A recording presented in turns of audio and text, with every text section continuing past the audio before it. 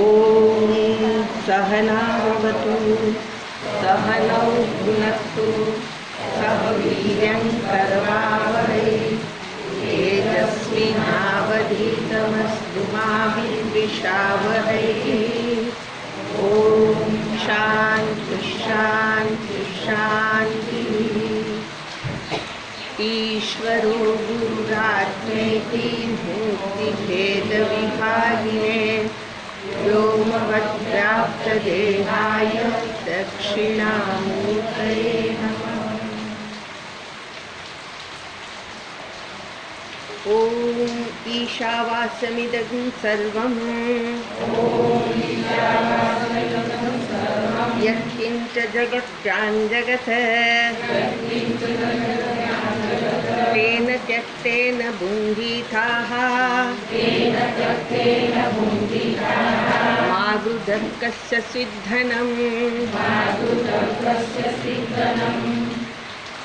कुर्वन्नेवेह कर्माणि जिजीविषेत् सततं समाः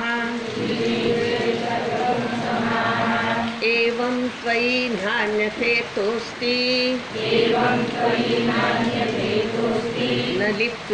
न कर्म लिप्यते नरे असुर्यानाम ते लोकाः अन्धेन तमसावृताः तागुस्ते प्रेत्याभिगच्छन्ति ये के चात्महनो जनाः।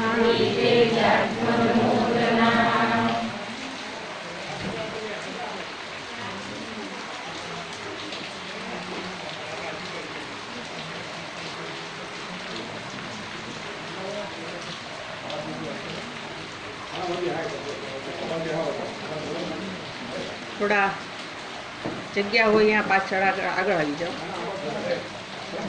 અને અને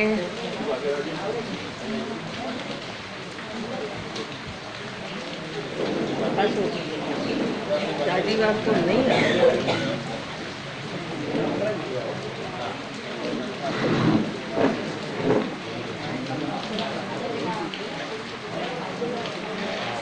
રાખજો દીવું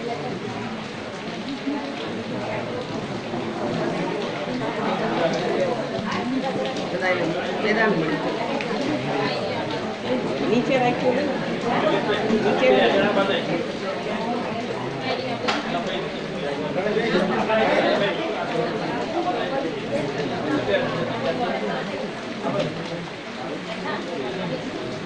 આમ થોડાક આગળ બેસો જી બહુ નથી પણ હા આમાં ભેજ થવા માંડ્યો ચશ્મા બસ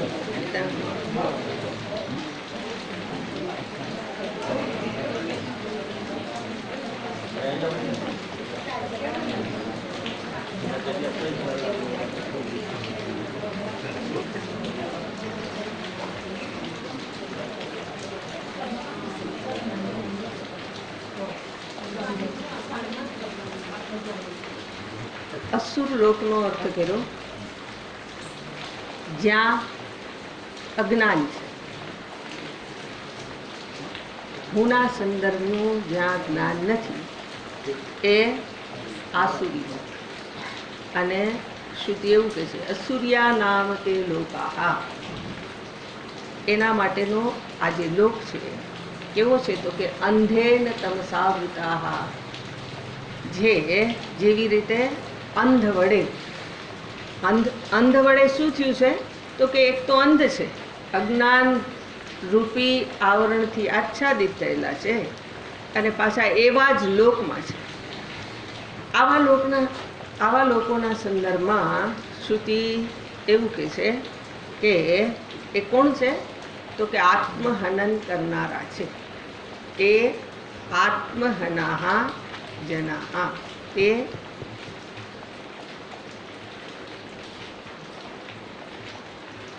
સવારે જોતા હતા કે આજે આત્મહનન એટલે આત્માનું હનન તો થઈ શકે નહીં, કારણ કે આત્માનો આવો સ્વભાવ નથી જેનું તમે હનન કરી શકો. તો શ્રુતિ અહીંયા એને જે અજ્ઞાનથી આચ્છાદિત છે, તમસથી ગ્રસ્ત છે એવા લોકોને માટે અહીંયા એને આત્મઘાતી કીધા છે. આત્મઘાતી કેમ છે તો પેલા ભાષ્યકાર બતાવે છે, એ વાક્યને જોઈએ તો એ શું કહે છે પછી સમજીએ. આત્માનં જ્ઞન્તિ ઇતિ આત્મહનઃ એતે જનાઃ યે અવિદ્વાંસઃ કથમ તે આત્માનં નિત્યં હિંસન્તિ અવિદ્યાદોષેણ વિદ્યમાનસ્ય આત્મનઃ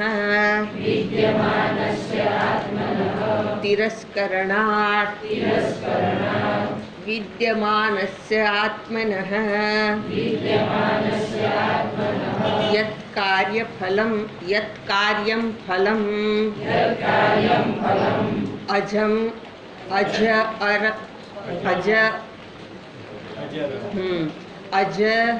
અજર અમરત્વાદી સંવેદન લક્ષણમ તત્તસ્ય ઇવ તિરોભૂતં ભવતીતિ પ્રાકૃતાઃ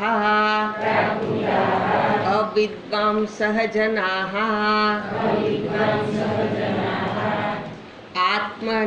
આત્મહનઃ ઉચ્યન્તે તેન હિ આત્મહનન દોષેણ સંસરન્તિ તે. શું કહે છે? આત્માનં જ્ઞન્તિ ઇતિ આત્મહનઃ. આત્મહનઃ કોને કહેવાય? જે આત્માનું હનન કરે, એને એનો નાશ કરે, એને મારે, એને કહેવાય આત્મહનઃ. હવે આ આત્મઘાતી કોને કહેશું? તો પ્રશ્ન કરીને એનો જવાબ આપે છે કે તે જનાહ. એ લોકો ક્યાં છે કે જે પોતાના જ આત્માનું હનન કરે, પોતે કંઈ પોતાનું થોડું મારે. તો કે છે યે અવિદ્વાંસઃ. જે આત્મઘાતી છે એ કોણ છે? અવિદ્વાન છે, વિદ્વાન નથી, એને જ્ઞાન નથી, એની પાસે સમજદારી નથી. આવા લોકો એ આત્મઘાતી બની શકે. બરાબર. હવે તો પાછો પ્રશ્ન કરે છે, કથમ તે આત્માનમ, તે કેવી રીતે આત્માને. હવે આત્માને માટે કે છે કે જે કેવો છે તો કે આત્માનમ નિત્યમ, આત્મા નિત્ય છે. હિંસંતિ, એની હિંસા કેવી રીતે કરે છે? અજ્ઞાની, ભલે તમે અવિદ્વાનની વાત કરો છો, પણ જે આત્મા તો નિત્ય છે, તો નિત્યની હિંસા કેવી રીતે થઈ શકે? એવું સંભવિત નથી. તો એનો જવાબ કે છે અવિદ્યા દોષેણ. એ હનન કરે છે પણ અવિદ્યા દોષ વડે. વિદ્યમાનસ્ય, જે રહેલો છે, પછી એને સમજાવું છું. જે વિદ્યમાન છે, વિદ્યમાન છે એટલે રહેલો છે રૂપે છે, એ વિદ્યમાનસ્ય આત્મનઃ, આત્માનું યત કાર્યમ, એનું જે કાર્ય, ફલમ, એ કાર્યનું જે ફળ શું છે તો કે અજર અમર. અજર, જરાનો અર્થ થાય વૃદ્ધાવસ્થા, અને અ લગાડી દીધો, જેમાં વૃદ્ધાવસ્થા નથી. વૃદ્ધાવસ્થા નથી. અને બીજું કે છે અમર, મરણ નથી, જેને મરણ પણ નથી. અજર છે, અમર છે. એ આત્માના સંદર્ભમાં સંવેદન લક્ષણમ, એના સંદર્ભમાં જે સંવેદનાથી જે યુક્ત છે એવું જેનું લક્ષણ છે, તત હા સાચે જ એને તસ્ય ઇવ તિરોભૂતમ ભવતી, એને માટે શું થઈ જાય છે તો કે તિરોભૂત થઈ જાય છે, અંતર્જાત થઈ જાય છે, અથવા તો એને માટે આજે જે નિત્ય રહેનારો અજર અમર આત્મા છે એને માટે એ જાણે કે એનો નાશ થઈ જતો હોય એવું થઈ જાય છે. બરાબર, તિરોભૂતમ ભવતી ઇતિ. હવે આ વ્યક્તિ કેવા છે તો એની ઓળખાણ કરાય છે. પ્રાકૃતાહા, પ્રકૃતિમાંથી જેનું સર્જન થયેલું છે, પ્રકૃતિમાંથી બન્યા છે અને એવા ને એવા જ છે, પ્રાકૃત જ છે, સંસ્કારિત થયા નથી. પ્રાકૃત કોને કહેવાય? જે સંસ્કારિત નથી થયા. પ્રાકૃત, પ્રાકૃતાહા અવિદ્વાંસઃ, જે અવિદ્વાન છે અર્થાત સમજણ ધરાવતા નથી. અવિદ્વાંસાહા જનાહા, એને કીધું છે આત્મહનઃ ઉચ્યન્તે, એને આત્મઘાતી કીધા છે. બરાબર, તેન, હવે એ આત્માનું હનન કરે છે એના કારણે, તેન હિ આત્મહનન દોષેણ, એના આ આત્મહનન રૂપી દોષ વડે સંસરંતી, તે એનું શું થાય છે તો કે સંસરંતી, સરતારે છે. ક્યાં સરતારે છે તો કે આ જગતની અંદર સંસારમાં જન્મ મૃત્યુને પામતા રહે છે. એટલે આ જે આત્મઘાતી છે એની અહીંયા ઓળખાણ કરાવી.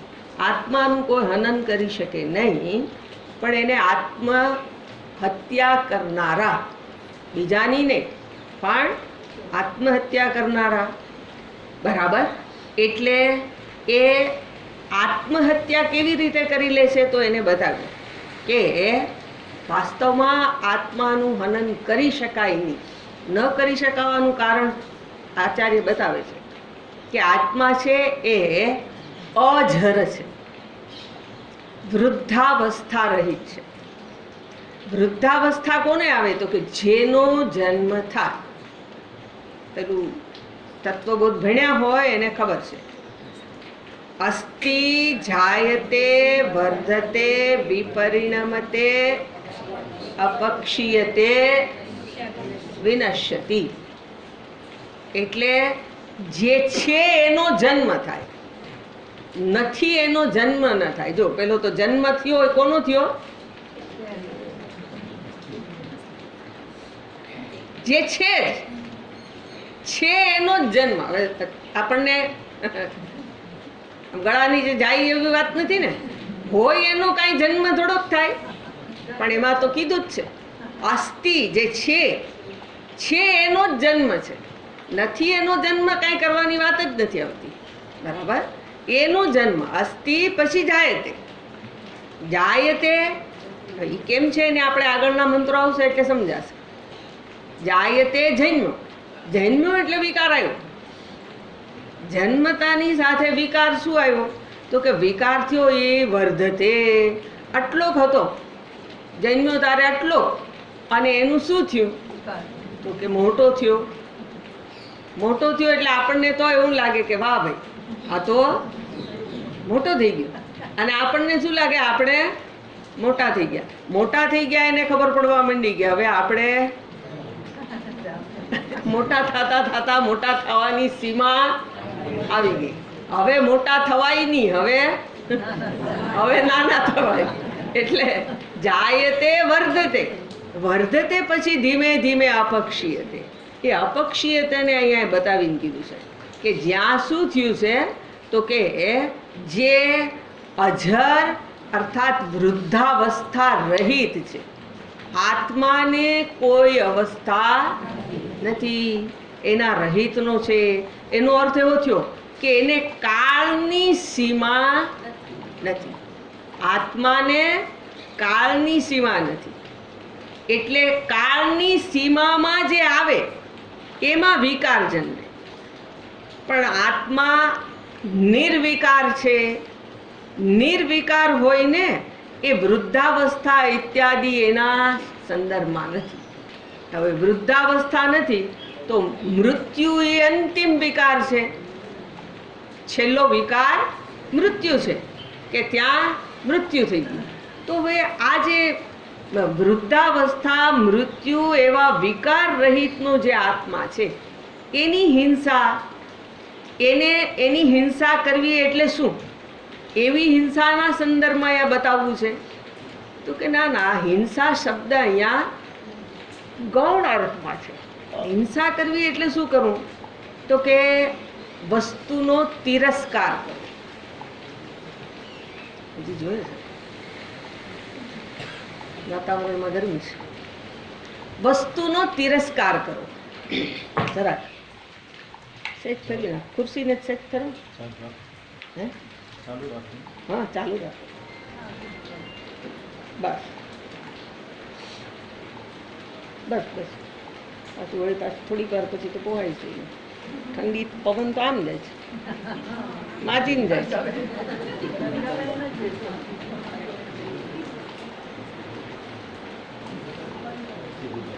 હજી નથી આવતો પવન, નથી આવતો.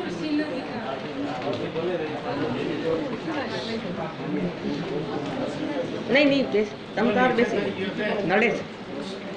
ફરી જાઓ, ફરી જાઓ. નીચે કર. હા, 5 બરાબર. બસ થઈ ગયું, થઈ ગયું, થઈ ગયું. બસ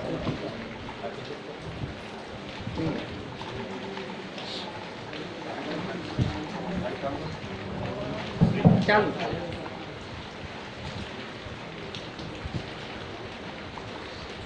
એટલે હિંસા શબ્દ અહીંયા મુખ્ય અર્થમાં નથી. મારી નાખવું એમ આપણે જે કહીએ એવી હિંસા શબ્દ અહીંયા એનો અર્થ નથી. પણ હિંસાનો અર્થ થાય તિરસ્કાર કરો અથવા તો વસ્તુનો દુરુપયોગ કરો અથવા તો વિપરીત ઉપયોગ કરો. આ શું થઈ ગયું? વસ્તુનો એની હિંસા થઈ ગઈ. હવે કેવી રીતે એવી રીતથી એની હિંસા થઈ ગઈ એવો એનો અર્થ કેમ કરશો? તો કે એક અર્થ આપણે એવું જોઈએ કે તિરસ્કાર કરો. શેનો તિરસ્કાર કરો? તો કે જે વસ્તુ હોય એનો તમે તિરસ્કાર કરો એટલે એની તમે હિંસા કરી નાખી, એનો નાશ કરી નાખ્યો એવું કહેવાય. મહાભારતમાં એક કથા છે. કથા એવી છે કે ભગવાન શિવજીએ પેલા અર્જુનને ધનુષ આપ્યું. એ ધનુષના સંદર્ભમાં એને જે ગાંડીવ ધનુષ અપાયેલું એના સંદર્ભમાં એને પોતે પ્રતિજ્ઞા કરેલી કે મારા આ ગાંડીવનું જે અપમાન કરશે એ અપમાન કરનારને હું માર્યા વિના મૂકીશ નહીં, એને હું મારી જ નાખીશ. અને ઘટના એવી ઘટે છે, મોટા ભાઈ યુધિષ્ઠિર એણે જ પ્રસંગોપાત આ ગાંડીવની નિંદા કરી દીધી. હવે અર્જુન શું કરે? પાંડવોની એની વાતને આપણે જાણીએ છીએ કે પાંડવો બધા જ ભાઈઓની અંદર ખૂબ પ્રેમ હતો અને યુધિષ્ઠિર એની આજ્ઞાનું કોઈ ઉલ્લંઘન કરતું નહીં. બધા એની આજ્ઞાનું પાલન કરે. હવે આજ્ઞાનું પાલન તો બાજુમાં રહી ગયું, અહીંયા તો આવી ગઈ વાત મારવાની. હવે જેની સામે ઊંચે અવાજે બોલે નહીં, જેના વાક્યનું ઉત્થાપન કરે નહીં, એની હિંસા કરવાનો વારો. કેમ કરે? એટલે અર્જુન મૂંઝાયા. તો ભગવાન તો બધી જગ્યાએ આગળ જ છે, એની બધી જ વાતો લીલારૂપ છે. એણે શું કીધું કે તું મોટાને તોછડાઈથી આપણે બોલાવી દઈએ ને એ એનું હનન જ છે. મોટાની સામે જેમ તેમ બોલાય નહીં, તોછડાઈથી વર્તાય નહીં. એટલે તે ભલે અત્યાર સુધી કાંઈ ન કર્યું હોય, આ અવિવેક તે નથી કર્યો, પણ આ તારી જે હનન કરવા રૂપી ક્રિયા છે, હંમેશને માટે એ અહીંથી જગતમાંથી જાય, એને બદલે તું શું કર, આ પ્રમાણે એનો તિરસ્કાર કરી દે, એને તોછડાઈથી બોલાવી દે. વાત પૂરી થઈ ગઈ. એટલે શું થઈ ગયું? મોટા ભાઈનું એણે હનન કરી નાખ્યું. એટલે હનન કરવાનો અર્થ ગૌણ અર્થ છે. હનન કરવું એટલે મારી નાખવું એમ નહીં, પણ વસ્તુનો, વ્યક્તિનો તિરસ્કાર કરવો. તો એ આ હિંસા શબ્દ થઈ ગઈ. બરાબર. હવે દુરુપયોગના સંદર્ભમાં જોઈએ તો દુરુપયોગના સંદર્ભમાં આપણે એવી વાત બધાએ સાંભળેલી હશે કે પહેલાંના સમયની વાત છે. હવે તો પારસમણી કોનું નામ છે એને આપણે જાણતા નથી, પણ આ તો એ સમયની વાત છે કે પારસમણી પથ્થરને લોકો ઓળખતા, બધાય ન ઓળખતા, પણ એક મહાત્માની પાસે આ પારસમણી હતો. વિચારણ કરે, એને પારસમણીને શું કરવાનું? એને તો કંઈ સોનું બનાવવાની જરૂર નહીં. વિચારણ કરવાનું, માગીને ખાવાનું, સૂઈને પરિભ્રમણ કરવાનું. તો એ પરિભ્રમણ કરતાં કરતાં એક વખતે કોઈ ગામની અંદરથી પસાર થતા હતા અને એને એક ગરીબ માણસ પોતાને ઘેર લઈ ગયો. એને ભોજન, ભિક્ષા આપી. મહાત્માએ જોયું કે આના ઘરમાં તો કાંઈ નથી, બિચારો બહુ ગરીબ છે. એટલે એને એમ થયું કે આને હું કાંઈક આપું કે જેથી કરીને એ બે પાંદડે થાય. મહાત્માની પાસે એની જોડીમાં પારસમણી હતી. એને પેલા માણસને આપી. હવે પારસમણી આપી દે. મહાત્માને એમ કે આને ખબર પડતી હશે, એ તો પાછા પરિભ્રમણમાં નીકળી ગયા. તો પેલા માણસને એને એમ થાય કે અરે રે, આ મહાત્મા મને પથ્થરો દઈ ગયા, નાખ્યો નખાય નહીં, અને મારે એને શું કરવું? આ મારા ઘરમાં એક તો કાંઈ છે નહીં, હવે આ પથરાને શું કરવું?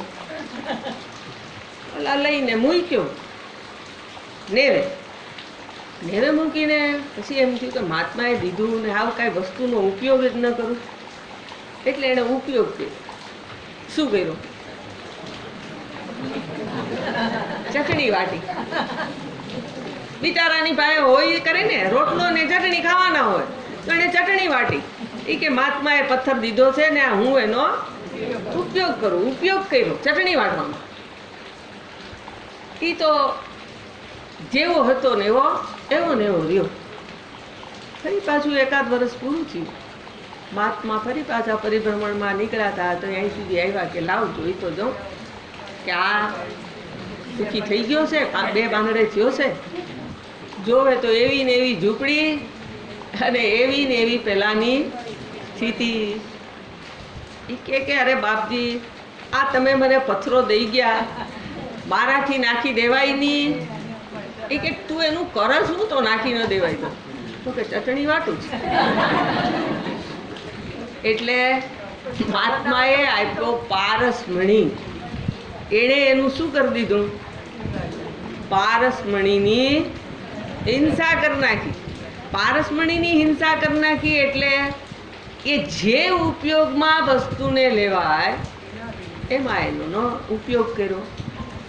અથવા તો હજી આપણે બીજું એક દ્રષ્ટાંત જોઈ લઈએ કે જે વસ્તુ જે ઉપયોગ માટે હોય એમાં એને ન વાપરવી.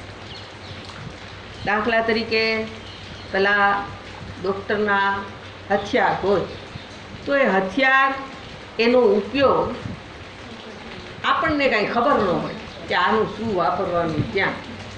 એની એ કાતરને આપણે કાગળ કાપીએ, કપડું કાપીએ, અથવા તો એની છરીનો આપણે પેન્સિલની ધાર કાઢવામાં ઉપયોગ કરીએ.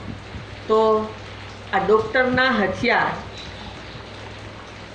એ કાંઈ બજારમાં જે સામાન્ય વસ્તુ મળે એવું ન હોય. એનું શું કરી નાખ્યું કહેવાય? તો કે એનો તિરસ્કાર કરો. એટલે જે વસ્તુ જેને અર્થે હોય એને માટે એને ન વાપરવી, એને બદલે એનો દુરુપયોગ કરવો, વિપરીત ઉપયોગ કરવો, એનો તિરસ્કાર કરવો, એ એનું હનન કહેવાય. હવે જરાક અહીંયા તો આત્માની વાત છે. આ તો આપણે દ્રષ્ટાંત જોયા તો સ્થૂળ જોયા.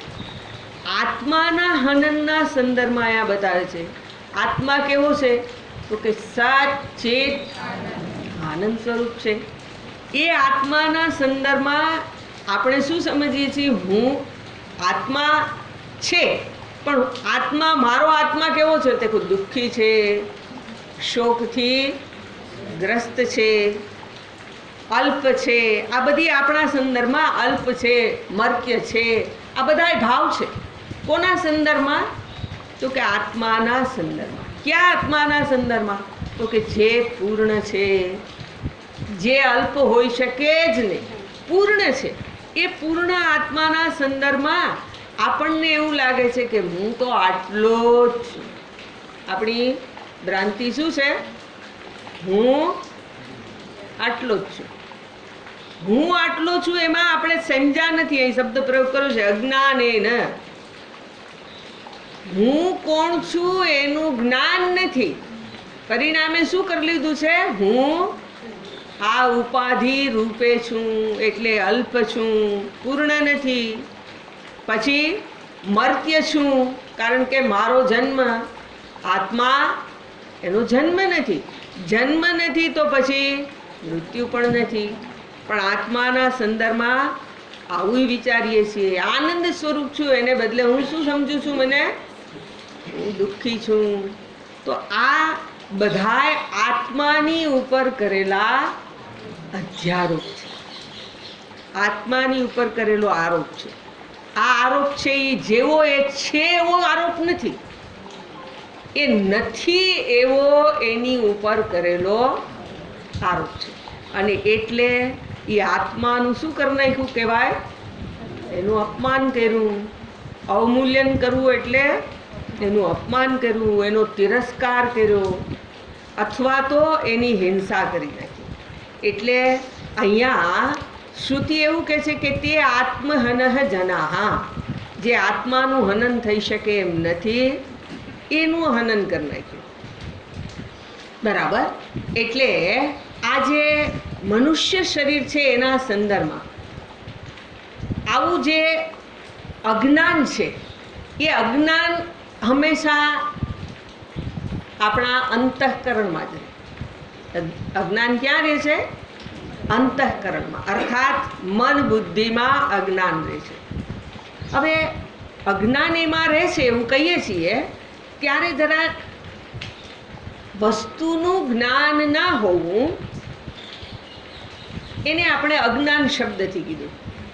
તો હવે અહીંયા જે શબ્દ પ્રયોગ કર્યો છે કે અવિદ્યા દોષેણ, અવિદ્યાના દોષથી, અથવા તો અવિદ્યારૂપી દોષથી વિદ્યમાનસ્ય આત્મન.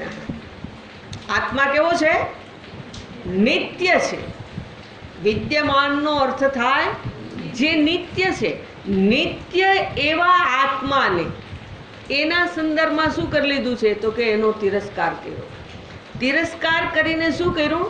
તો કે અનેક જન્મોના પરિણામે જે આ મનુષ્ય રૂપી ઉપાધિ પ્રાપ્ત થઈ, અને એ ગીતાજીમાં કીધું છે આ શરીર પુણ્ય ક્ષેત્ર છે, ધર્મ ક્ષેત્ર છે, કે જ્યાં તમે એ પુણ્યના પરિણામે એ પરમાત્માને પામી શકો, શુભ સંસ્કારથી યુક્ત થઈ અને તમે સુખી થઈ શકો, અથવા તો પોતાના જે આનંદ સ્વરૂપને તમે માણી શકો, જાણી શકો. તો આ બેમાંથી કાંઈ કરવાને બદલે જ્યાં વ્યક્તિ શું કરે છે? તો કે અહીંયા પેલા અજ્ઞાનીને બતાવ્યો છે કે જે અજ્ઞાનને કારણે અધર્મમય જીવન, અધર્મમય જીવન શેને માટે કર્યું છે? તો કે પોતાના જ ભોગાર્થે. પેલું પુરાણની જે વાર્તા છે વાલ્મીકી ઋષિ, વાલ્મીકી, કે જે વાલિયા રૂપે શું કરતો હતો?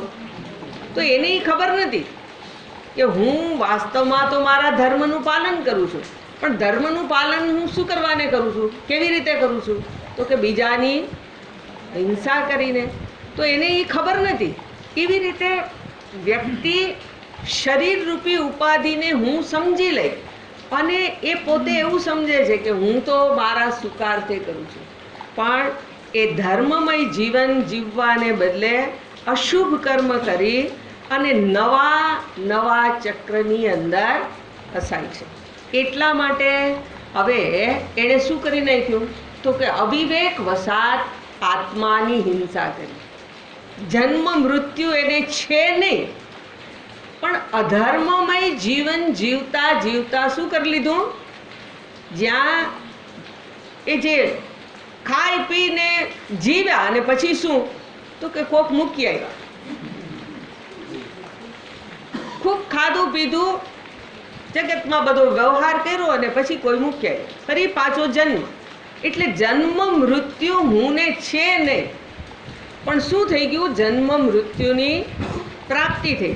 શેના કારણે જન્મ મૃત્યુની પ્રાપ્તિ થઈ, તો કે પેલું અધર્મમય જીવન જીવી, ભોગાર્થે જ જીવન જીવી અને આ પ્રમાણે આત્માની હિંસા કરી દીધી. એટલે અજ્ઞાનને કારણે જે આગળ અંધેન તમસાવૃતા શબ્દ પ્રયોગ કર્યો કે અજ્ઞાન વસાત આ આંધળાપણું છે, કે જ્યાં એણે સમજણ મેળવી શકાય એમ છે, શાસ્ત્રનું આચાર્યનું જે આ જ્ઞાનથી યુક્ત હોય એની પાસે આ પોતાના અજ્ઞાનનું નિવારણ કરી અને પોતાના સંદર્ભમાં જાણી શકે એમ છે, ત્યાં એ જાણતો નથી. ભાગવતના એકાદશ સ્કંધની અંદર આવો શ્લોક છે, બરાબર આવું છે. એમાં એવું કે છે, નૃહદેહમ આદ્યમ સુલભમ સુદુર્લભમ પ્લવમ સુકલ્પમ ગુરુકર્ણધારમ. એ ભગવાને જ ઉદ્ધવજીને કીધેલું છે. એમાં ભગવાન એવું કહે છે કે આ નૃદેહ છે, મનુષ્ય શરીર, એ શું છે, તો કે મનુષ્ય શરીર છે એ એક નૌકા છે. જે નૌકા કેવી છે, તો કે દુર્લભ છે, બધાને પ્રાપ્ત થઈ શકે નહીં એવી આ મનુષ્ય દેહ રૂપી દુર્લભ નૌકા છે. અને આપણને મનુષ્ય શરીર મળી ગયું તો શું થઈ ગયું, સુલભમ. દુર્લભમ આપણા માટે શું થઈ ગયું, સુલભ થઈ ગયું. સુલભ કેમ થઈ ગયું, તો કે ઈશ્વરનો અનુગ્રહ. જીવનની અંદર આ પ્રમાણે જે પોતે ધર્મમય જીવન જીવ્યો હોય એ જીવને એને ફરી પાછા મનુષ્ય શરીરની પ્રાપ્તિ કરાવે. એટલે જે દુર્લભમ સુલભમ કેવું છે એ, તો કે પ્લવમ અર્થાત હોડકું, નૌકા છે. આ જે મનુષ્ય દેહ છે એ નૌકા સમાન છે, બરાબર. હવે એ જે આ તો મળી ગયું, પછી શું જોઈએ એની અંદર, તો કે છે ગુરુકર્ણ ધારમ. હોડી હોય તો એની અંદર કોઈક એને ચલાવનારો પણ હોવો જોઈએ. તો એ કહે છે કે ઈશ્વરના જ અનુગ્રહથી આ કર્ણધાર પણ મળી ગયા. આ પણ આવો શ્લોક ક્યાં છે, વિવેક ચૂડામણીમાં. શું છે, દુર્લભમ ત્રયમેય વૈતત દૈવાનુગ્રહ હેતુકમ મનુષ્યત્વમ મુમુક્ષુત્વમ મહાપુરુષ સંશયમ. આ ત્રણેય દુર્લભ છે. કેવા, મનુષ્ય શરીર આપણને મળી ગયું તો શું થઈ ગયું, સુલભ થઈ ગયું. એની અંદર કે છે કે મહાપુરુષ સંશય, તો પછી તો કીધું મનુષ્યત્વમ. એની અંદર આ ત્રીજી ઈચ્છા જેને ઊભી ન થઈ હોય એને ઊભી થઈ. શું, તો કે આને જાણવાની. તો એ શું થઈ ગયું, ઈશ્વરનો અનુગ્રહ. પેલા સવારના કહેતા હતા કે આ વરસાદ થયો ને સારું થયું, બધા નવરા પડી ગયા ને એટલે એ અહીંયા આવવા માંડ્યા, એવું કહેતા હતા. પણ મેં એવું નથી કીધું. મને તો એમ થયું કે એકવાર આવ્યા અને રસ સારો લાગ્યો એટલે ફરી પાછા ચાખવા માટે આવ્યા. પણ પેલા એવું કહેતા હતા કે આ વરસાદ આવ્યો નહીં ભલે આવ્યો, તો હજી તો 30 તારીખ સુધીની આગાહી છે એમ રસ્તામાં વિચારતા હતા. એટલે તમે બધા ફસાઈ ગયા, વરસાદને કારણે આવ્યા ઈ. અને હાચે હાચ આવ્યા હોય તો ઈશ્વરે તમારી ઉપર અનુગ્રહ કર્યો. ઈશ્વરની કૃપા આપણને ભળી ગઈ. અને ત્રીજો શબ્દ ગુરુ કર્ણ ધારમ જે કીધો કે નૌકા ચલાવવા માટે જે કોઈ મહાપુરુષ જોઈએ તો એ ઈશ્વરની કૃપાથી પ્રાપ્ત થઈ ગયા. પછી ભગવાન પાછું હજી એમાં તો એવું વધારે કહે છે કે મેં શું કર્યું, મયા અનુકૂલેન નભસ્ત્વ રેતિરમ, મારા વડે જો હોડી ચાલે ને એ હોડીને ચાલવા માટે વાયુ પણ અનુકૂળ જોઈએ. એ વિપરીત વહે તો હોડી આસાનીથી ના ચાલે. એટલે ભગવાન એવું કહે છે કે આ વાયુ પણ મારા કારણે એને અનુકૂળ ચાલે છે. હમણાં પેલા એ કીધું ને, આ વાયુ પણ અનુકૂળ ચાલે છે. તો પછી એવું કહે છે અહીંયા કે પુમાન ભવાબ્દિમ ન તરેત્સ આત્મહ, જે મનુષ્ય આ ભવાબ્દિને ના તરે તો એને કહેવાય આત્મહા, અર્થાત આત્મઘાતી, જેને અહીંયા આત્મહનઃ કીધું છે. બરાબર. એટલે એનો અર્થ એવો થઈ ગયો કે આ મનુષ્ય શરીર જે આપણને પ્રાપ્ત થયું છે એ શરીર પરમાત્માની પ્રાપ્તિ માટેનું છે. અને એમાં જે આત્મદેવ વિરાજિત છે, વિદ્યમાન છે, એ આત્મા એનું જે લક્ષણ છે એનાથી જે વિરુદ્ધ એને જાણે, એવો સમજે, તો એનું શું થઈ જાય છે તો કે એનો તિરસ્કાર કરી દીધો, આત્મઘાતી બની ગયા. પેલા અત્યારે જે પેલા શું કરે છે તો કે પેલો આત્મઘાતી બોમ્બ બાંધી અને બીજાને કેટલાયને આત્મઘાતી હોય એને પોતે તો મરવા જ બેઠો છે, તો હું એકલો જ શું કરવાનું મરું? હું એકલો ના મરું, હું ભેગા કેટલાયને લઈને મરું. જો એ આત્મઘાતી છે એની ભેગી નીતિ એવી જ હોય, આસુરી વૃત્તિ હોય. એની શું હોય વૃત્તિ? હું મરું પણ ભેગા બીજાને મારું. એટલે અસુરોના સંદર્ભમાં આપણે પુરાણની વાર્તાઓને જો યાદ કરીએ તો અસુરો કોણ હતા? તો એને માટે એવી વ્યુત્પત્તિ છે, અસુસુ રમતે ઇતિ અસુરઃ. અસુસુ પ્રાણેશુ, અથવા તો ઇન્દ્રિયોમાં જેનું રમણ છે. આ જે 5 ઇન્દ્રિયો આપી એમાં જેનું રમણ છે, અર્થાત જે બહિર્મુખ છે, એ બહિર્મુખ લોકોને અહીંયા અસુર કીધેલા છે. કે વિષયો એનું આકર્ષણ એવું છે કે એની પાછળ જ પોતાના આખા જીવનને વ્યક્તિ ખર્ચી દે. તો એવા જે અસુર, એટલે અસુરો શું કરતા? તો આ પુરાણની વાર્તા ફરી પાછી એને યાદ કરી લઈએ કે પોતે પહેલાં ખૂબ તપ કરે, તપસ્વી હતા. એના જેવું તપ આપણે કરી ના શકીએ, વર્ષોના વર્ષો. અને એ તપ કેવું? તો કે ખાવાનું નહીં, આંધી તોફાન તાપ આ વસ્તુને ગણતરીમાં લે નહીં, ખૂબ તપ કરે. પછી વરદાન માગે, વરદાન માગીને પછી શું કરે?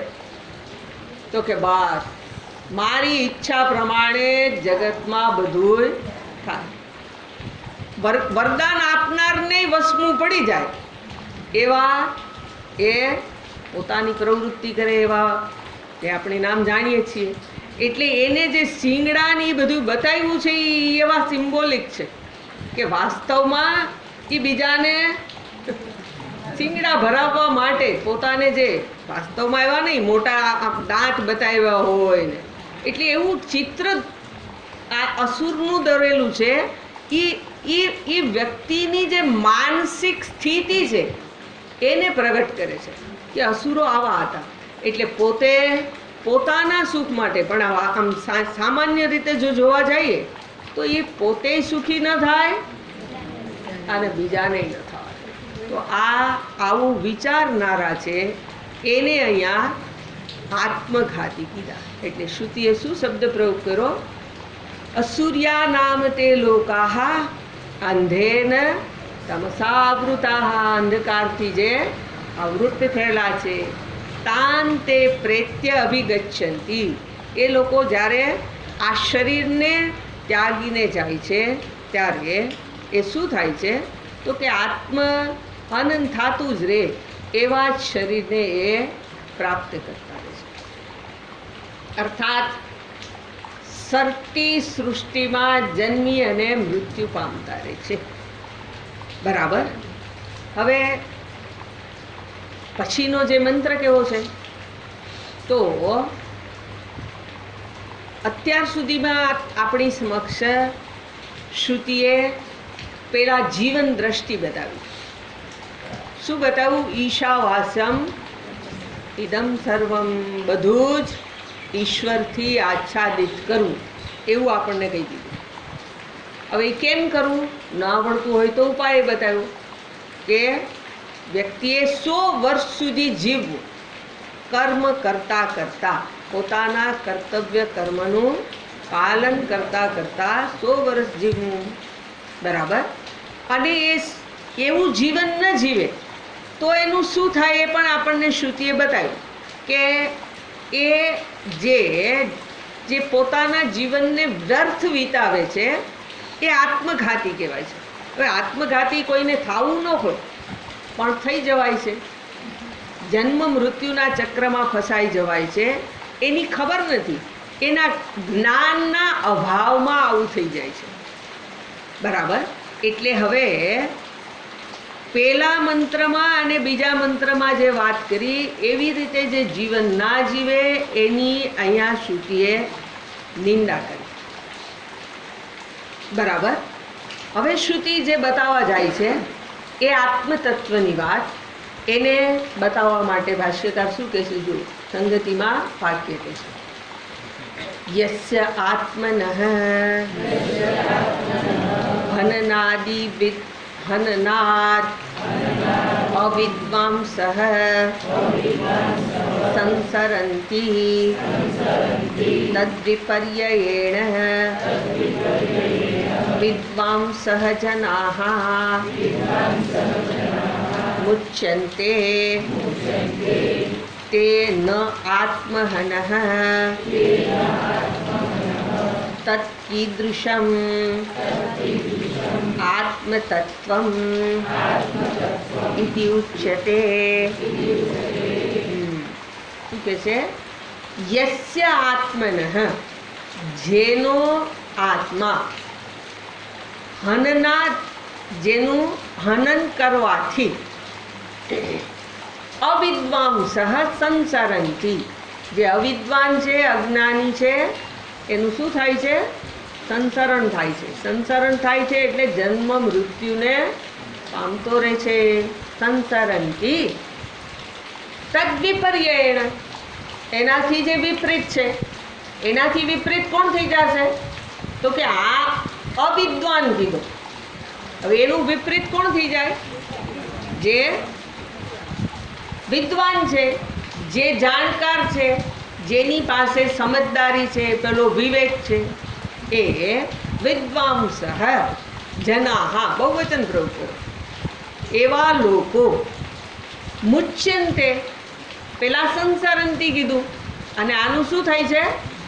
મુક્ત થઈ જાય છે. શેમાંથી મુક્ત થઈ જશે?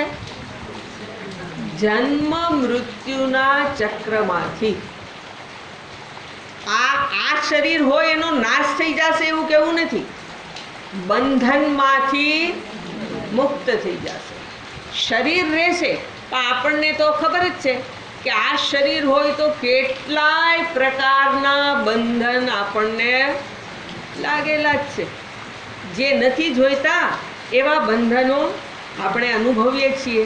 તો કહે છે કે આ જ્ઞાન એવું છે કે દરેક પ્રકારના બંધનમાંથી વ્યક્તિને છોડાવી દેશે. મુચ્યન્તે, અને તે ન આત્મહનઃ, એ આત્મઘાતી નથી. તત્કીદૃશમ, એ કેવી રીતે? એ આત્મઘાતી નથી થતા. એ કેવી રીતે નથી થતા? તો કે છે આત્મતત્વમ ઇતિ ઉચ્યતે. એ આત્મતત્વ કે જેને કારણે આત્મઘાતી નથી બનતા, તો એ આત્મતત્વ કેવું છે એમ બતાવો. હવે આત્મતત્વને જાણવાની ઈચ્છાથી શું કરે છે? જિજ્ઞાસુની આવી ઈચ્છા થઈ તો શ્રુતિ એના સંદર્ભમાં નિરૂપણ કરીને બતાવે છે. આગળ કીધું હતું, પેલો મંત્ર જ્ઞાનનું નિરૂપણ કરે છે, બીજો મંત્ર જ્ઞાન પ્રાપ્તિ માટે સામાન્ય વ્યક્તિને અધિકારી કેમ બનવું એ બતાવે છે.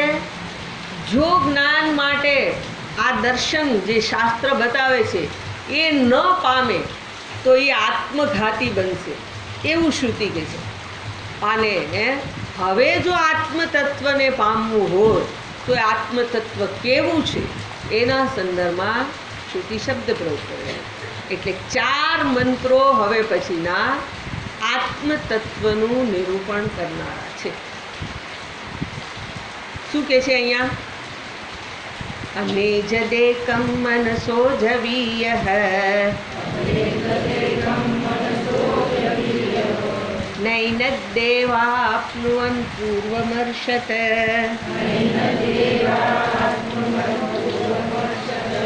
તદ્ધાવતોન્યાનત્યેતિ તિષ્ઠત તસ્મિન્નપો માતરિશ્વા દધાતિ.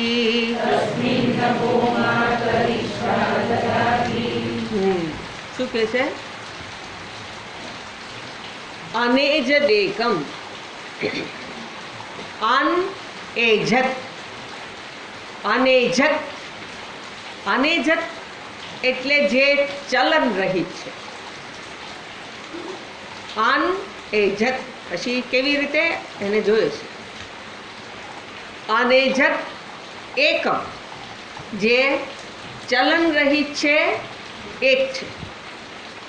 બીજું કે છે મનસઃ જવીય,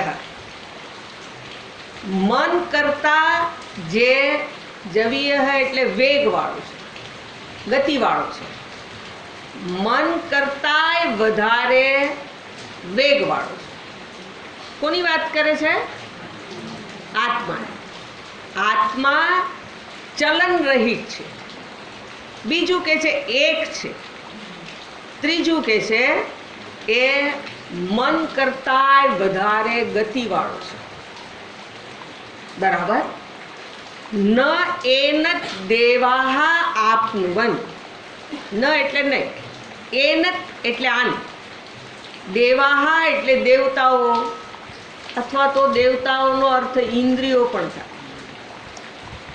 ન એનત દેવાહ અર્થાત ઇન્દ્રિયો આપનુવન પ્રાપ્ત કરતા, ન આવી ગયો પહેલા, પ્રાપ્ત કરતા નથી. પૂર્વમ અર્ષદ, જે કેમ પ્રાપ્ત નથી કરતા તો એનું કારણ કે છે કે એ જ્યાં જાય ત્યાં એ પહેલેથી હાજર જ છે. પૂર્વમ અર્ષદ એ પહોંચેલો જ છે ત્યાં. બરાબર. તદ્ધાવત એ દોડતા અથવા તો જેને ગતિ છે એના કરતા, તદ્ધાવત અન્યા જે કોઈ દોડતા હોય એના કરતા એ વધારે ગતિવાળો છે. અને અન્યાન અત્યેતિ, અન્યને જે પહોંચી જાય છે, એની ગતિ એટલી બધી છે કે જે દોડતો હોય ગમે એટલું તો એને એ પહોંચી જાય છે. બરાબર. હવે આવું ક્યારે કરે છે તો કે તિષ્ઠત, એ તો પોતે સ્થિર જ છે. હવે આ તો બધું વિરોધાભાસી જ વાતો લાગે છે ને, કે એની અંદર કંપન નથી, એની અંદર ચલન નથી, છતાંય વેગ છે. અને વેગ છે પછી પાછું જે વેગવાળો હોય એ જ્યાં જાય એની પહેલાં અહીંયા હાજર છે. શ્રુતિ સાવ બધું જુદું જુદું જ કહે છે. એટલે એને એ પહોંચી જાય છે. તિષ્ઠત જે સ્થિર રહીને. તસ્મિન અપહ, તસ્મિન એટલે તે જ્યાં છે ત્યારે શું છે તો કે અપહ, અપહ એટલે જલ, અથવા તો અપહનો અર્થ અહીંયા કર્યો છે કર્મફળ. માતરિશ્વા દધાતી, જે માતરિશ્વા એટલે વાયુ, વાયુ છે એ એને વિભક્ત કરે છે, એના વિભાગ કરે છે. એટલે આજે આત્મતત્વ અચલ છે, એક છે, મન કરતાં વધારે વેગવાળું છે. એ જે કાંઈ છે એના પહેલાં પહોંચી ગયેલું છે. ઇન્દ્રિયો એને પામી શકતી નથી. પોતે સ્થિર છે, છતાં પણ અન્ય જે કાંઈ ગતિવાળા હોય એની ગતિને જે આંબી જાય છે. અને એ આત્મતત્વની હાજરીમાં જ, એની સન્નિધિમાં જ શું થાય છે તો કે જે હિરણ્ય ગર્ભ છે, વાયુનો અર્થ હિરણ્ય ગર્ભ કર્યો છે. જે હિરણ્ય ગર્ભ છે એ બધા જ પ્રાણીઓને, બધા જ જીવોને એના કર્મોના જે વિભાગ છે એ વિભાગ કરીને એને ધારણ કરે છે. એટલે આજે અહીંયા આત્મતત્વના સંદર્ભમાં શ્રુતિ બતાવવા જાય છે. એ વિરોધાભાસી વાતો કરી, આપણને આત્મા સમજાય નહીં એવો લાગે. એટલે આપણે તો શું કરીએ, આવું વાંચી જાય તો આમાં તો કાંઈ આ જેણે લખ્યું છે એને ખબર પડતી હશે કે કેમ એવું લાગે. આ મંત્રો જેણે કીધા હશે એને કાંઈ ઠેકાણું નહીં હોય. એટલે હું જે પશ્ચિમની સંસ્કૃતિવાળાઓએ આપણા શાસ્ત્રની આવી નિંદા કરેલી છે કે આ તો કોક જેને આ કામ ન કરતી હોય ને એને મનમાં જેવા તુક્કા સૂઈજા છે ને એવા શબ્દના પ્રયોગ કરી અને વસ્તુનું નિરૂપણ કરે. આમાં શું ખબર પડે? એને કેમ ખબર પડે કે આમાં શું કીધું છે? કે જો આ દર્શન પામેલા હોય, આ આપણી જ ધરોહર છે, હિન્દુ સંસ્કૃતિની જ ધરોહર છે.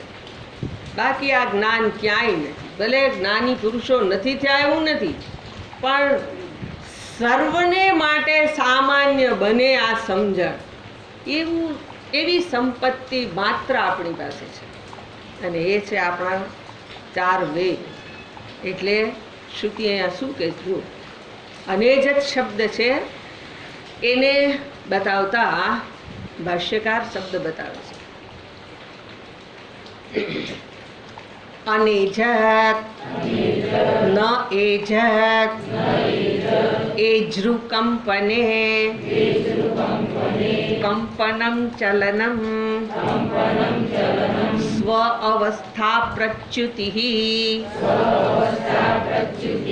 તદ્વર્જિતમ સર્વદા એક રૂપમ ઇત્યર્થઃ. આ વસ્તુ બધી પામવી હોય તો આમણે જે ટૂંકમાં કહી દીધું. અનેજત શબ્દ શંકરાચાર્યજી મહારાજ એનો અર્થ કરીને શું કહે છે? અનએજત, એની સંધિ છોડી ન એજત. હવે ન એજત એટલે ખબર નથી તો કે કાંઈ વાંધો નહીં. એજરુ કંપને, એજરુ ધાતુ છે, કંપનના અર્થમાં એ ધાતુનો પ્રયોગ થાય છે. એટલે એજરુ કંપને, કંપનમ ચલન. કંપન કોને કહેવાય? તો કે જેની અંદર ચલન થાય. બરાબર, ચલનમ. હવે ચલન થાય એટલે ક્યાં થાય એને બતાવે છે. સ્વ અવસ્થા પ્રચ્યુતિ, જે પોતાની જે અવસ્થા છે, પોતાની જે સ્થિતિ છે એમાંથી ચ્યુત થઈ જવું, પોતાની મૂળ સ્થિતિમાંથી ચલિત થઈ જવું, એને પ્રચ્યુતિ કહેવાય. પણ એનાથી શું કહે છે? તદ્વર્જિતમ, એના રહિતનો જે છે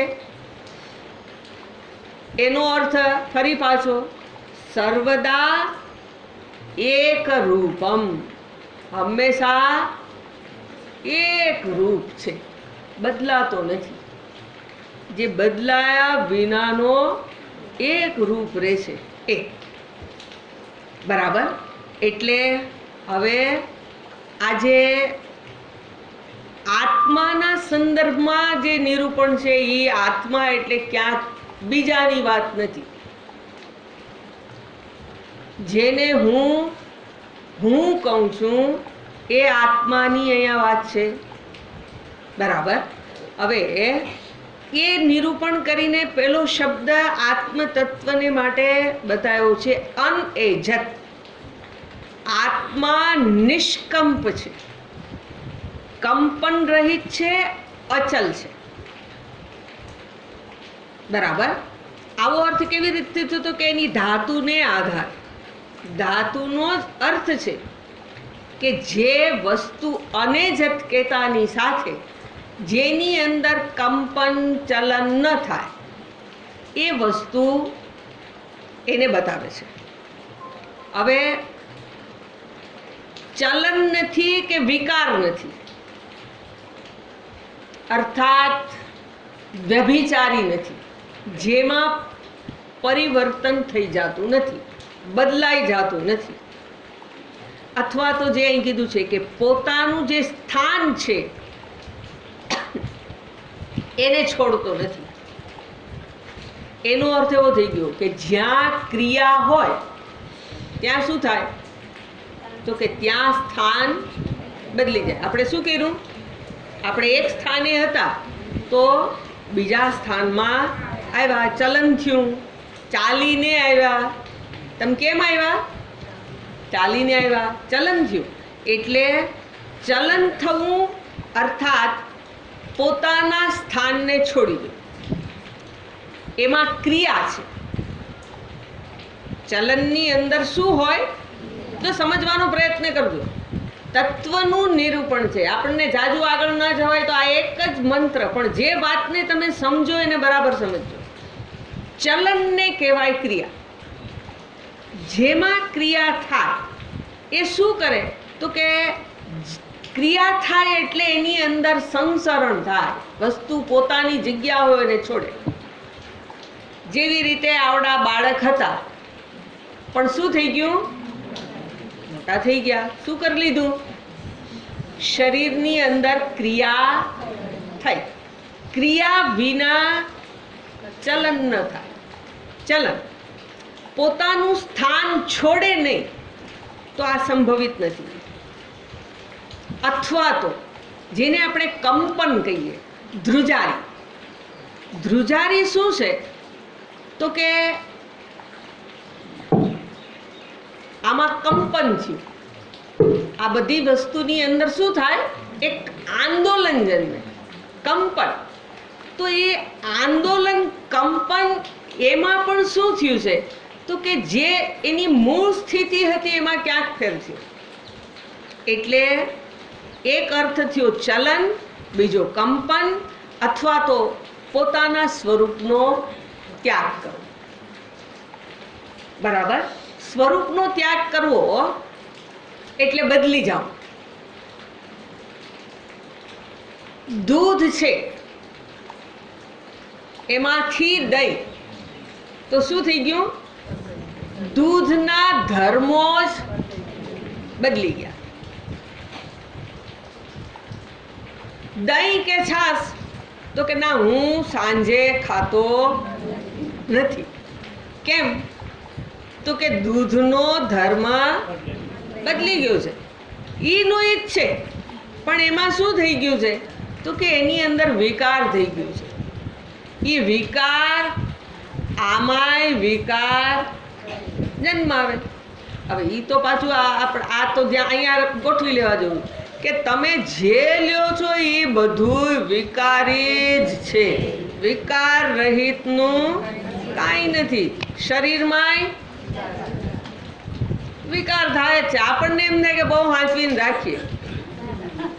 એ વિકાર કરવા માટે જ આપણે એને બહુ હાંચવીએ, એટલે પછી વિકાર જન્મે. આ નિયંતાના નિયમો આપણે સમજવા બહુ મુશ્કેલ છે. સમજાય નહીં એવું જ છે. આપણને એમ લાગે કે બહુ આને તંદુરસ્ત રાખવા માટે જરા કાજુ, બદામ, આવું બધું ખાઈએ એટલે શું થાય? આપણે જરા સ્વાસ્થ્ય સારું રહે.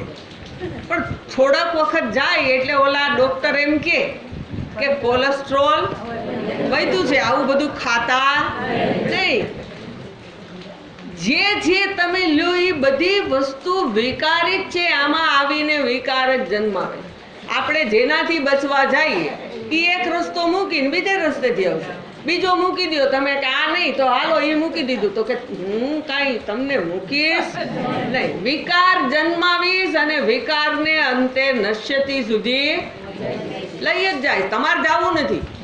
પણ એ શું કહે છે તો કે આ જન્મ્યું છે એટલે એને જવાનું કમ્પલસરી છે.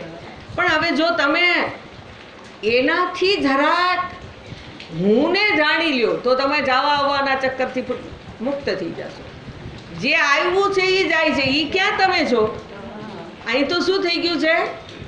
વિકારીને મેં હું માની લીધું છે. એટલે અહીંયા અનેજત કહીને શ્રુતિ શું કહેવા માંગે છે કે આત્મા અર્થાત જેને હું કહું છું એ હું કંપન ચલન વિકાર રહિત છું. તો હવે આપણે તો આપણને શું સમજીએ છીએ તો કે હું અલ્પ છું, હું દીન છું, હું દુઃખી છું. આ બધું શું છે? હુંની અંદર સતત બદલાતું જ રહે છે. હું આ હંમેશા નહીં, થોડીક વારની અંદર આ બધું બદલાતું જ રહે. થોડીક વારમાં હું કરતા અને પછી ફરી પાછો થોડીક વારમાં ભોગતાય બની જાઉં છું. એટલે મારી અંદર સતત પરિવર્તન છે. અહીંયા શ્રુતિ એવું કહે છે કે હું પરિવર્તન રહિતનો છું, અને જ છું. બરાબર. એટલે એનો અર્થ એવો થઈ ગયો કે જ્યાં પણ પરિવર્તન વિકાર ચલન જે શબ્દ પ્રયોગ કર્યા છે એ કાળમાં થાય. આ બધું ક્યાં થાય? કાળમાં. કાળની દ્રષ્ટિએ આ બધી જ વસ્તુ બદલે. પણ આત્માના સંદર્ભમાં જોઈએ તો આત્મા એનાથી પર છે, એનાથી વિલક્ષણ છે કે જેને કાળની કોઈ સીમા નથી. એને એની અંદર બંધન કરી શકે નહીં. જગતનો પદાર્થ હોય તો એની અંદર આ પરિવર્તનો વિકાર ઇત્યાદિ થાય. પણ આત્માના સંદર્ભમાં એ નથી કરતા ભોગતા, એ નથી થોડીક વારમાં સુખી થતો, એ નથી દુઃખી થતો. બરાબર. તો આ બધું જે આપણે અનુભવીએ છીએ કેવી રીતથી અનુભવાય છે તો કે ભ્રાંતિને કારણે શરીર મન બુદ્ધિ રૂપી ઉપાધિને હું માની લીધા. પરિણામે શું થઈ ગયું? હું વિકારી થઈ ગયું. વિકાર થાય છે પણ જે વિકારમાંથી જન્મ્યું છે એમાં વિકાર થાય છે. આપણે સવારના જોતા હતા કે આ શરીરને હું મારું કહું છું. અહીંયા આ પદાર્થ છે એ મારા છે, મારી સાથે જેનો સંબંધ છે એને હું મારા કહું છું. આ શરીરનોય મારી સાથે સંબંધ છે એને હું મારું કહું છું. પણ મારું કહું એટલે હું ન થઈ જાય. આ રૂમાલ હું થઈ જાઉં તો ભરાઈ જાઉં, આ ક્લિપ હું બની જાઉં તો આપણી સીમા થઈ ગઈ. એવું નથી. એમ આને શરીરને આપણે મર્યાદિતને હું કહી દીધો. એટલે પછી શું થયું તો કે એટલે પેલી દીનતા, હીનતા, દુઃખીપણું, સુખીપણું એ બધું આ બધાય વિકારો હુંની અંદર આવી ગયા. એટલે આજે એજન કંપન ચલન અથવા તો જે પછી એનો અર્થ કર્યો પ્રચ્યુતિ, જેની અંદર નથી. જેની અંદર નથી તો શું છે તો કે આ થાય એની મને ખબર પડે છે. હું એનાથી જુદો છું એ કેમ ખબર પડી તો કે હા નાનો હતો એમાંથી હું મોટો થયો, મને ખબર પડી. મારા શરીરની અંદર જે કાંઈ પણ પ્રક્રિયા થાય છે એની મને ખબર પડે છે. તો એ જે કાંઈ પરિવર્તનો થાય છે એનો જાણનારો હું એનાથી જુદો છું. અને આ પ્રમાણે જે વિકારો થાય છે એને જાણનારો હું અચલ છું, શબ્દ પ્રયોગ કર્યો છે કે જેની અંદર ચલન નથી, અચલ છું. હવે એક દ્રષ્ટાંત જાણીતું છે, પેલો સોની ઘરેણા બનાવે. એ ઘરેણા બનાવે જેની ઉપર ઘાટ ગળે. હવે તો ઓલા બીબા બની ગયા છે, પણ છતાંય ઘડતર વાળું જે સોની કામ કરે તો એને ઘડતર કરવા માટે એરણ જોઈએ, જેની ઉપર એની સહાયથી ઘાટ ગળે છે. પેલા સુવર્ણની અંદર આકારો બદલાતા રહે, એરણ એવી ને એવી રહે. એવું અહીંયા કેવું છે કે આ સ્વરૂપ કેવું છે તો કે એરણ સ્થાનીય છે, એની અંદર ચલન નથી, એની અંદર ક્રિયા નથી થતી. ક્રિયા કેની અંદર થાય છે તો કે પેલા ઘાટ ઘડાય છે એમ. એટલે જે વિકાર એની અંદર, જે પેલી લગડી રૂપ, રસ રૂપ, તાર રૂપ વસ્તુ જેમ જેમ બદલતી ગઈ એની અંદર પેલા આકારો થતા ગયા. હવે જેની અંદર આ ક્રિયા આવી અર્થાત ગતિ આવી, ગતિના સંદર્ભમાં શું કહે છે? ચલનમ, જેની અંદર સ્વ અવસ્થા પ્રચ્યુતિ. ક્રિયા થઈ એટલે શું થયું તો કે એની અંદર એની પોતાની મૂળ સ્થિતિને એ ત્યાગી દે છે. જગતના બધા જ પદાર્થો કેવા છે તો કે એની અંદર ચલન ચાલુ છે. આ પુષ્પ અને આ પુષ્પ બેયની વચ્ચેનો ભેદ, બેય ગુલાબના જ છે. ભલે કદાચ જુદા છોડના હોય, એ વસ્તુ જુદી છે, પણ દેખાતા ખબર પડશે કે આ હવે મારા જેવું છે અને આ પુષ્પ છે એ અહીંયા ટાબરિયો બેઠો છે એના જેવું છે. એટલે શું થયું? આમાં ચલન થયેલું આપણને દેખાય છે. તો ક્રિયા છે એ જગતના દરેક પદાર્થમાં છે. કોઈ પદાર્થ એવો નથી કે જેની અંદર આ ગતિ ન હોય, વિકાર ન હોય. જગતના કોઈ પણ પદાર્થને આ વિકારમાંથી બાદબાકી ન આપી શકાય. એટલે હવે આજે ગતિની શ્રુતિએ જે વાત કરી એનો અર્થ છે કે હવે ગતિ ક્યાં થાય? પ્રશ્ન એવો છે. આ બધામાં ગતિ છે, અહીંયાય ગતિ છે, પણ જ્યાં ગતિ થાય ત્યાં કાંઈક ગતિ રહિતનું હોય. ગતિ રહિતનું ન હોય તો ગતિને તમે જોઈ શકો નહીં. ગતિને પેલું ચક્ર ઈ ગોળ ગોળ ફરે, એમાં ધરી હોવી જોઈએ. ધરી હોય તો જ પેલું ચક્ર ફરે. એને ગતિ મળી કોણે આપી? જેની અંદર ચલન નથી. ચલન રહિતની વસ્તુ જ એને આધારે એ અધિષ્ઠાન રૂપ બની રહે, એને આધારે જ ગતિ પ્રાપ્ત થાય. પાણી વહે, ક્યાં વહે તો કે ધરતી છે ઈ એના ભેગી વહી જતી હોય તો એ વહી જાય. જો અમારા રસ્તામાં થયું છે, ઈ શું કરે તો કે ઈ એના ભેગી હાલવા માંડે પાણી હારે, તો એ પોતાનું સ્થળ છોડી દે તો ફરી પાછું અહીંયા કંઈક સરખું કરવું પડે. પણ એ એમ ના કહેવાય. પણ ચલિત વસ્તુને માટે આધાર, અધિષ્ઠાન હોવું જ જોઈએ. ચલન એમને એમ ન થાય.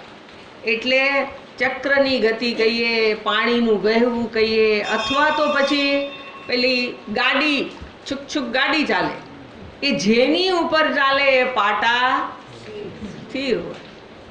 સ્થિર વસ્તુ ઉપર જ એને આધારે જ પેલું ગતિને પામે છે. એટલે આ જે આત્મ તત્વ છે એ કેવું છે તો કે અધિષ્ઠાન રૂપ છે. અહીંયા એનું હોવાપણું છે, એટલે પેલું જન્મ, વૃદ્ધિ, પછી વૃદ્ધાવસ્થા અને વિનાશ, આ બધું જ આપણે જોઈ શકીએ છીએ. એટલે એનો અર્થ એવો થઈ ગયો કે અધિષ્ઠાન રૂપ વસ્તુ છે. જે અધિષ્ઠાન છે એ શું કરે છે? તો કે જે પરિવર્તન પામનાર છે એને સત્તા અને સ્ફૂર્તિ પ્રદાન કરે છે. પહેલા આવેલા શબ્દો હવે આવશે, થોડીક વાર વચમાં આપણે એને બાજુમાં કર્યા હતા. પણ અધિષ્ઠાન કોને કહેવાય? તો કે જે વસ્તુને છે રૂપે સત્તા પ્રદાન કરે અને એનું સ્ફુરણ કરાવે, એનું જ્ઞાન કરાવે. આ વસ્તુ હોવી જોઈએ, તો જ પેલા પરિવર્તનો છે એની ખબર પડે. વિકાર થાય છે એને આપણે ધ્યાનમાં લઈ શકીએ. એટલે અધિષ્ઠાન પરિવર્તન વિકાર રહિત. આરોપિત વસ્તુ એમાં વિકાર થાય, એની અંદર ચલન થાય. હું આત્મા અવિકારી છું અથવા તો નિર્વિકાર છું, શબ્દ પ્રયોગ કરીએ છીએ, જેની અંદર વિકાર નથી. બરાબર? એટલે હવે એનો અર્થ એવો થઈ ગયો કે હું આત્માને કાળ કાંઈ કરી શકે નહીં. હું કેવો છું? કાળની અસર કાળમાં જે આવે એની ઉપર થાય. કાળ એટલે સમય, સમયમાં જે આવે એને સમય અસર પહોંચાડે. પણ હું આત્મા કેવો છું? તો કે હું કાળથી પર છું. કાળ મને કાંઈ કરી ન શકે. અર્થાત જન્મ મૃત્યુ હું આત્માના, આપણું સાંભળેલું છે, પણ કેવી રીતે એવું બધું છે એ આપણા ધ્યાનમાં નથી. એટલે આજે જગતના પદાર્થો જે કાળમાં આવ્યા છે એની અંદર વિકાર છે. એનું જે જાણનારો હું અવિકારી છું. અનેજત શબ્દથી આ પ્રમાણે આ આત્મતત્વને બતાવે છે શ્રુતિ. બરાબર? હજી એના સંદર્ભમાં જે વાત છે એને આપણે સર્વદા એકમ એ શબ્દ છે એને આપણે સવારના દિવસે ઓમ પૂર્ણમદ પૂર્ણમિદમ પૂર્ણાત પૂર્ણમુદચ્યતે પૂર્ણસ્ય પૂર્ણમાદાય પૂર્ણમેવાવશિષ્યતે. ઓમ શાંતિ શાંતિ શાંતિ. હરિ ઓમ શ્રી ગુરુભ્યો નમઃ. હરિ ઓમ.